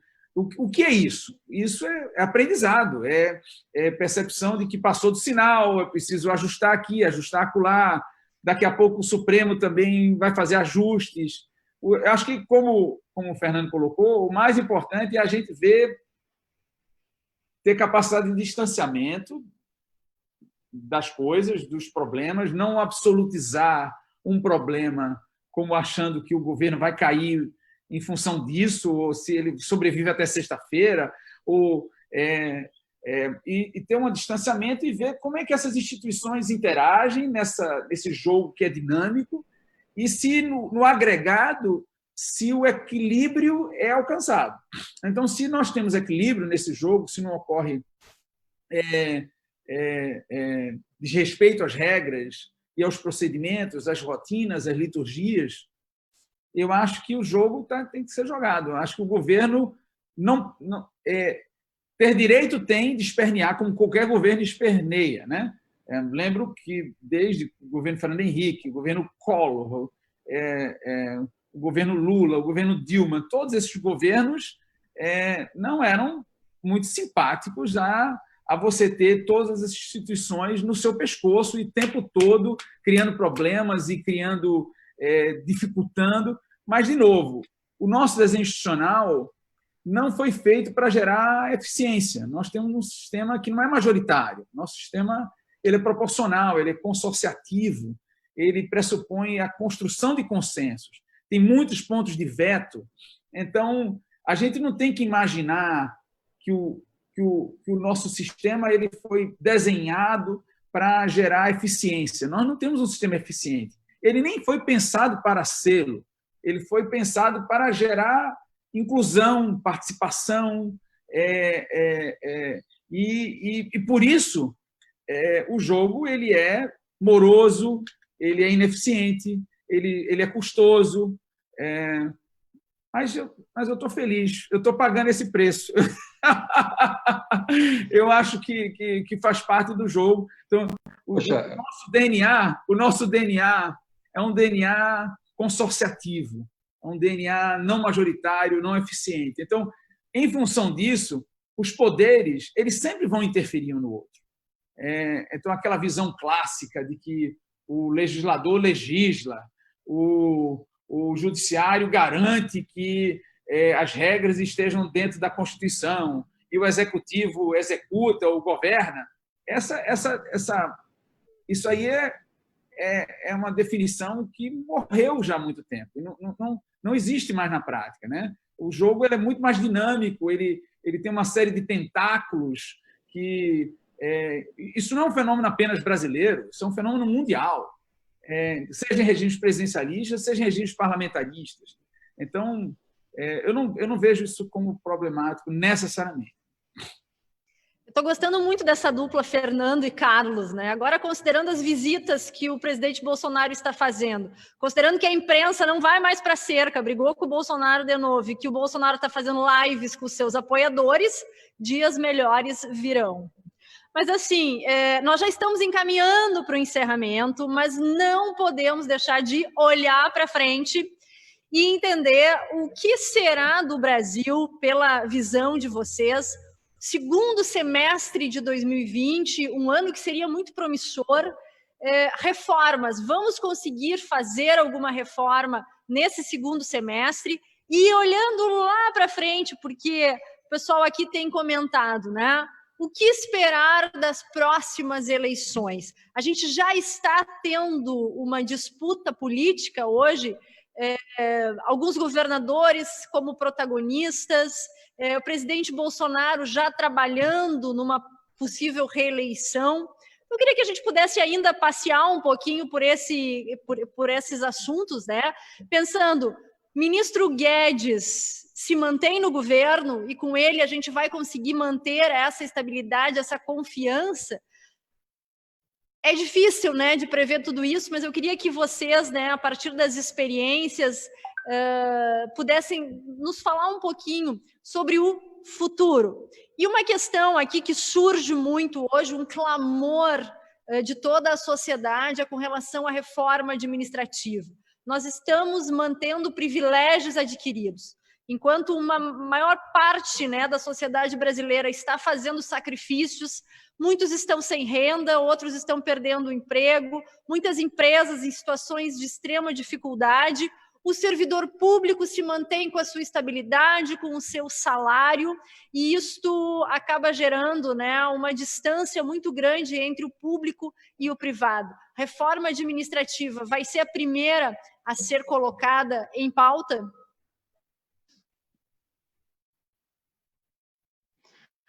Olha, Simone, eu comungo desse, eu vou chamar de suave otimismo do Carlos, eu comungo. Acho que esse Congresso, com todos os defeitos, com toda a fragmentação, ele foi capaz de fazer reformas nos últimos 4, 5 anos, né? Quer dizer, nós estabilizamos a economia num patamar de inflação baixo, né? Nós com taxa de juros a mais baixa da história. Quer dizer, é óbvio que obviamente, nós enfrentamos agora a maior crise sanitária, eu diria, que se tem notícia na história brasileira, né? Então não é pouca coisa. Nós não podemos, digamos assim, subestimar as dificuldades, o choque externo, vamos chamar assim, dificuldades que nós estamos enfrentando, né? Então eu diria, e é verdade isso. Eu também concordo com o Carlos. O sistema político brasileiro é consorciado. Gostei dessa definição. Quer dizer, é um sistema de freios e contrapesos muito robustos, muito robustos. Isso me leva sempre a uma crença na democracia brasileira. Quer dizer, nós temos um Congresso forte no Brasil, com prerrogativas, um judiciário forte, uma Suprema Corte forte. Na minha opinião, ele intervém de maneira, né, equivocada, muitas vezes, né? Mas, como dizia, assim, é o direito de se equivocar por último, né? Como se diz eu conversava com um jurista muito interessante, ele me dizia assim, é possível que tenha sido todas as decisões, ou algumas delas, equivocadas, mas na tarefa do juiz ou na tarefa do ministro, cometer erros faz parte, né? Quer dizer, até porque o conceito de erro e acerto numa democracia ele não é absoluto, né? Então tem gente que concorda, tem gente que não concorda. Ele está no exercício da sua, digamos assim, da sua função constitucional, e nesse ponto eu acho que assim, o presidente Bolsonaro, eu acho que pode estar aprendendo nesse sentido, certo? E ele tem feito idas e vindas, né? A chamada pauta conservadora não avançou, ele precisa negociar. Quer dizer, a própria ideia de formar uma coalizão no Congresso é um aprendizado, é positivo, na minha opinião, desde que seja feito de maneira republicana, de maneira correta, isso eu acho positivo, né? Alguns vão dizer assim, não será feito de maneira correta, isso não tem como... Bom, né? Há muitas razões no Brasil para se desconfiar de negociações feitas no mundo político, é verdade, né? Mas elas precisam ser feitas, né? Ou seja, é preciso que maiorias sejam estabelecidas, é preciso que o diálogo aconteça, né? Enfim, mas o fato, eu diria assim, ninguém sabe o tamanho da pandemia, né? Ninguém sabe exatamente qual é a curva de contaminação. Num cenário em que nós estejamos já perto ou muito próximo do pico da contaminação e que a gente vai assistir agora um processo de estabilização, né? E isso aqui dito, eu não sou sanitarista, e mesmo que fosse, acho que essa previsão é muito difícil de ser feita. O Brasil vem tomando medidas. Eu vejo muitos estados, o próprio Rio Grande do Sul, já migrando por um processo de distanciamento controlado. O que é o distanciamento controlado?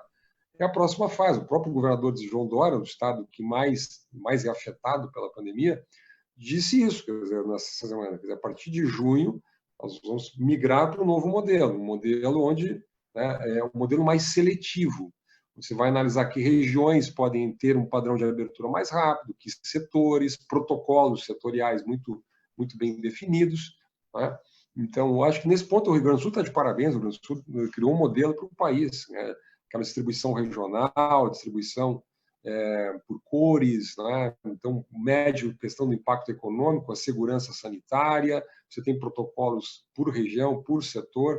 Eu sei que teve uma participação empresarial muito forte na montagem desse próprio modelo. Então, acho que este é o caminho. Eu lamento apenas que o governo federal não tenha liderado, pelo menos até agora não lidere um processo como esse no país, até por essa dificuldade de diálogo com os governadores, essa oscilação de ministros, enfim. Mas, como diz, é o que a casa oferece. Então, nós vamos passar por essa pandemia dessa maneira. Tá? Então, eu tenho a impressão que os balanços que vão chegar do setor privado no segundo trimestre, obviamente, vão ser ruins. Obviamente, as notícias não vão ser boas. Né? Em grande medida, o mercado já vem precificando isso. Né? Eu acho que o esforço fiscal do governo vai ter que prosseguir. Muita gente em Brasília sabe disso, que a conta ainda vai ser mais alta do que está sendo hoje. E é por isso que eu insisto. Né? Quer dizer, muita gente sabe disso. E, digamos assim, eu acho que o papel do ministro Paulo Guedes é importante nisso. Quer dizer, como ministro que entende o conceito de responsabilidade fiscal, entende que vai depois, né, quando esse processo entrar numa estabilização e mesmo num declínio, né, que nós vamos ter um crescimento de desemprego aí, sei lá, de quantos milhões de pessoas, vai ter uma perda brutal de renda, a economia vai ter que se reorganizar, a reabertura não vai ser de uma hora para outra. Né? Nós não vamos ver em setembro, agosto ou outubro os restaurantes cheios, etc. Você vai ter todo um processo, né, de reabertura controlada, setorial, enfim. Eu acho que este é, digamos assim, o movimento deste ano. Tá? Mas eu não tenho dúvida que é uma expressão muito forte, mas eu acho que o melhor prognóstico é que a partir já do terceiro trimestre, mas especialmente do último trimestre, nós vamos assistir um processo gradativo de recuperação, de reabertura, controlada, distanciamento regulado, com protocolos, etc. Tem que ter muito cuidado para não ter uma recaída de todo o processo. Mas a partir e eu acho que nós podemos terminar o ano, né, com uma visão otimista de possibilidade de retomada de crescimento aí para 2021. Bom, rapidinho aqui, Bom, coalizão. Eu acho que o problema da coalizão do governo Bolsonaro não é se é com centrão, não centrão, não é isso. Eu acho que até porque eu respeito muito qualquer partido político, né? O grande problema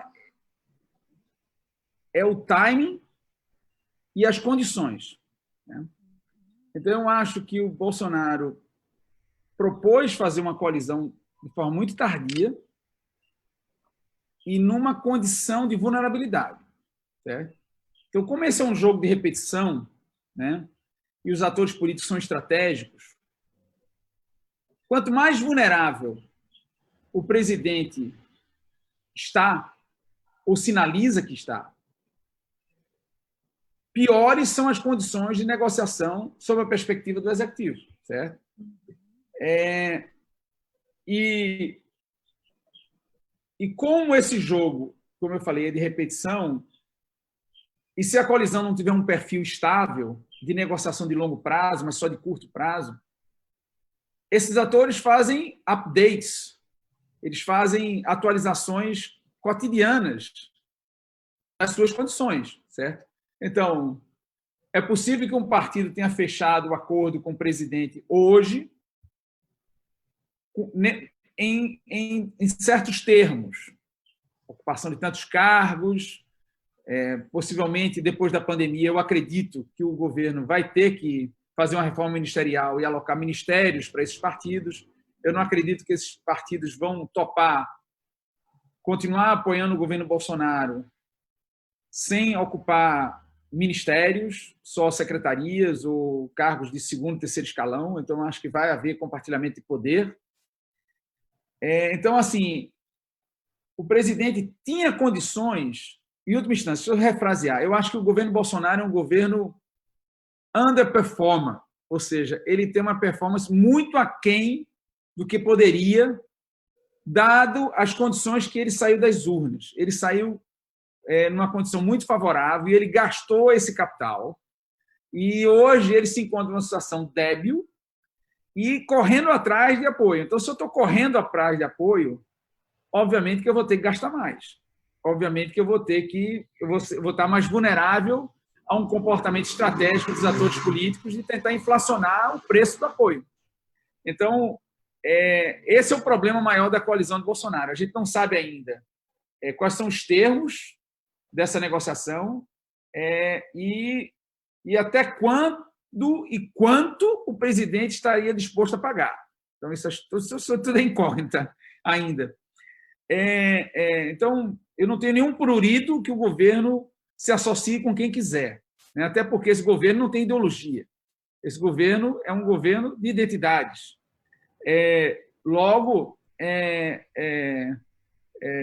os partidos políticos que não têm ideologia também, que normalmente são os partidos do centrão, que são mais maleáveis, são mais flexíveis, por isso que eles sempre estão no governo, porque eles podem servir a qualquer governo. Essa é a grande magia de um partido que não tem ideologia firme, é ele poder jogar o jogo coadjuvante sempre e sobreviver sempre. Então, acho que isso eu vejo como um ganho, não como uma perda, né? Então, o problema é as condições da negociação. O presidente está vulnerável. Então, é como eu preciso vender um carro, é diferente quando eu posso vender meu carro quando eu recebo uma oferta, né? Eu preciso vender um apartamento, é diferente de quando eu chego em casa, não estou querendo vender meu apartamento e alguém bate na minha porta querendo comprar meu apartamento. Então, o presidente perdeu a chance de estabelecer os termos e os preços da negociação. E aí, com o decorrer do jogo, pode ser que ele perca ainda mais o controle dos custos que isso pode incorrer. Com relação às eleições de 2022, ainda é muito cedo, mas com certeza, se o presidente Bolsonaro conseguir sobreviver ao impeachment, se conseguir sobreviver ao escrutínio dos órgãos de controle, que é uma possibilidade concreta, ele vai se candidatar à reeleição e ele será competitivo, né? Entretanto, imagino eu que ele não vai desfrutar do terreno fértil que desfrutou em 2018, que era ter o PT como principal adversário. Eu acho que o PT se fragilizou muito. Ainda o PT vive da agenda do Lula livre,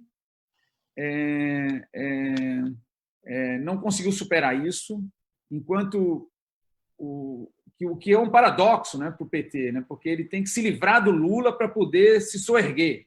Então, como é que eu posso me livrar da minha principal liderança? Quer dizer, o PT, eu acho que ele só vai se tornar competitivo novamente quando o Lula deixar de existir como figura política concreta. Enquanto existir o Lula, eu acho que o PT não será competitivo. Consequentemente, a vida de Bolsonaro não terá um protagonismo de esquerda antagônico ideal para o Bolsonaro, que é o petismo. Então, eu acho que o Bolsonaro terá um adversário mais forte. Eu acho que vai ter adversário de centro-direita, a começar pelo ex-ministro Sérgio Moro. Eu acho que o Sérgio Moro vai estar no jogo político. Claramente, ele será um player. Não sei qual é a posição que ele vai jogar, mas ele vai estar no jogo. O governador de São Paulo vai estar no jogo.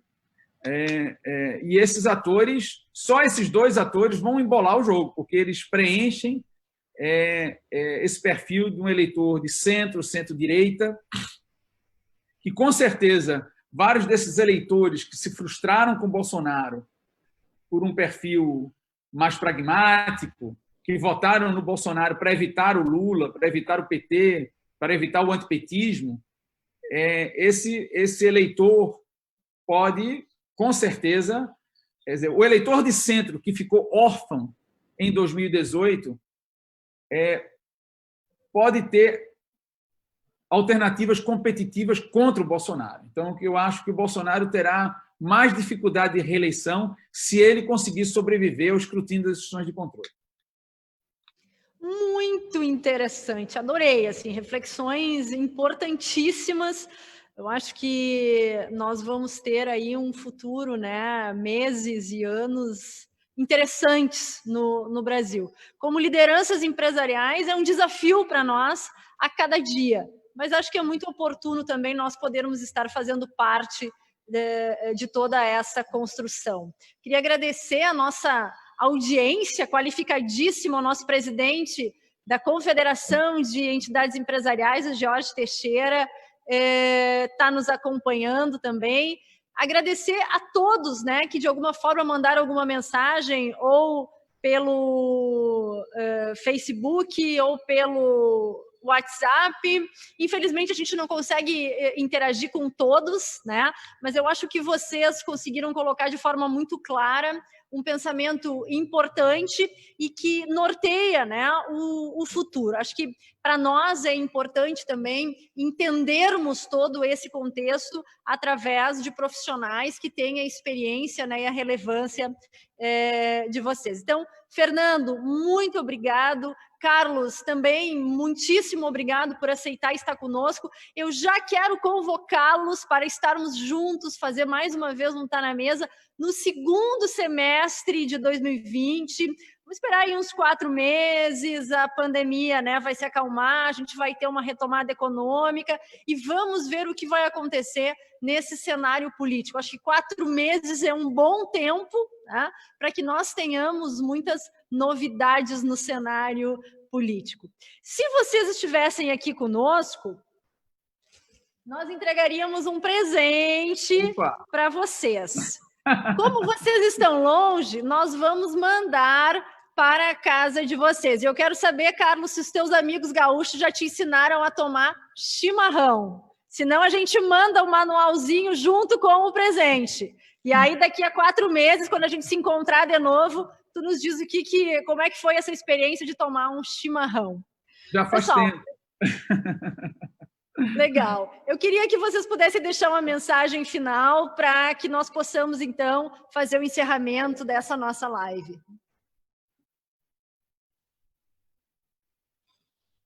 Fernando, precisa tirar o teu microfone do mudo. Legal. Eu tenho minha mania de... Mas eu queria deixar um agradecimento a Simone, a Federação. Eu sou um fã do Tá na Mesa, assisti quantos Tá na Mesa assisti ao vivo aí, e sempre é uma grande satisfação. E um abraço ao Carlos, obrigado por ter aceitado o convite. Sempre é uma aula ouvir o Carlos Pereira, e essa vez não foi diferente. Vamos lá, por mim, daqui a 4 meses a gente vê o que aconteceu, né? Ver o que aconteceu, o suspense aí, nesse país que não nos deixa morrer de tédio, o que é uma vantagem. Tá? Grande abraço, foi ótimo. Eu também gostaria de agradecer, Simone, foi um prazer, com a sua simpatia, ter participado do seu programa, e Fernando também. A gente tem que fazer mais isso, Fernando, conversar mais, a gente tem muita complementariedade, muita similaridade, eu acho que a gente aprende um com o outro. Espero participar em outras ocasiões também e visitar o Rio Grande do Sul assim que eu puder.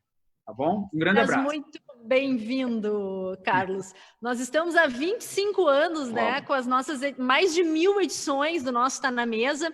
E nesses tempos, Fernando, a gente está se reinventando. Tu vê que agora a gente está fazendo um Tá na Mesa online, nos encontramos, né, através de uma tela, mas todas as quartas-feiras, então, ao meio-dia, é sempre um momento oportuno de nós fazermos reflexões, falar sobre economia, sobre política, sobre cultura, sobre desenvolvimento, empreendedorismo, mas é uma agenda que aqui no Rio Grande do Sul já se tornou tradicional. As nossas quartas-feiras, o Tá na Mesa.